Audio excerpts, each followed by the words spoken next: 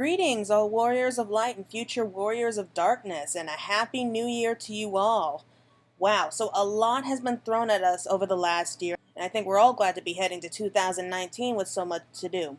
Also, the next patch of 4.5 is coming out in less than a week, so we are hopefully going to be starting off this year with a good start.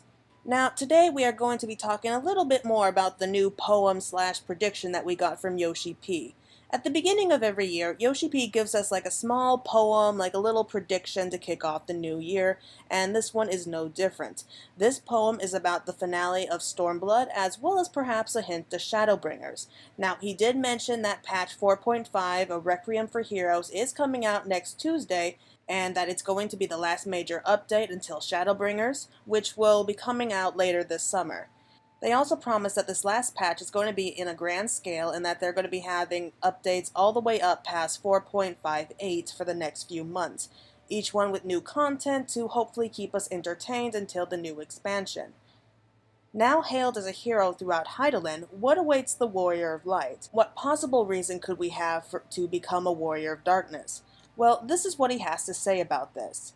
Destinies ordained are not man's to change, but history's chain may he yet disclaim. As scions join with stalk of withered bark, so we, defying doom, embrace the dark.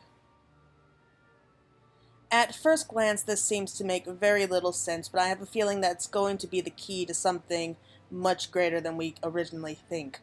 Now, if we include the original Final Fantasy XIV all the way back in 1.0, then that means we are now entering its 9th year, and we are still going strong. According to Yoshi-P, we are only about 60% of the story, so we are bound to have much more in store for us for this new year. As for these words, well, it seems that while our destinies can't be changed on our own, but we do have a say in our history, which makes sense because mankind is the one who writes the history, and so, like with the Dragon Song War, we could have just changed things around to try to paint ourselves in a better light while villainizing our enemies. We can change history. We're changing history all the time simply by learning the truth and sharing it with others. It's one thing to read a history book and say, yep, that's how it happened, but then to discover the truth couldn't be more opposite. So I think that we're going to be learning more secrets about the world of Hydaelyn, and what we do learn is basically going to shape up into us facing our destinies, whatever that may be. This also reminds me a bit of Varys and how he remarked that man is the master of his own destiny. I know enough to know that he's going to be playing a big role in 4.5 and even up to Shadowbringers. As for the withered bark line that it mentions, I think that is a metaphor for what's coming.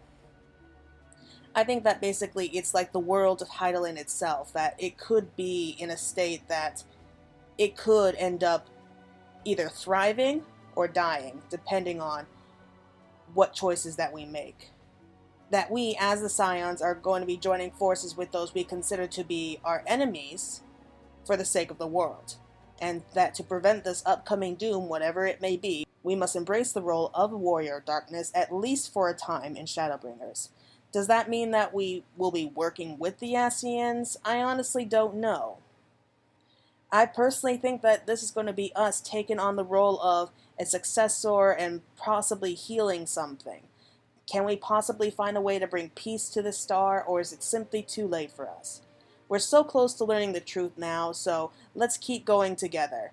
To all my fellow warriors of light and future warriors of darkness, I hope that you all have a wonderful start to the new year and that you'll be joining me soon.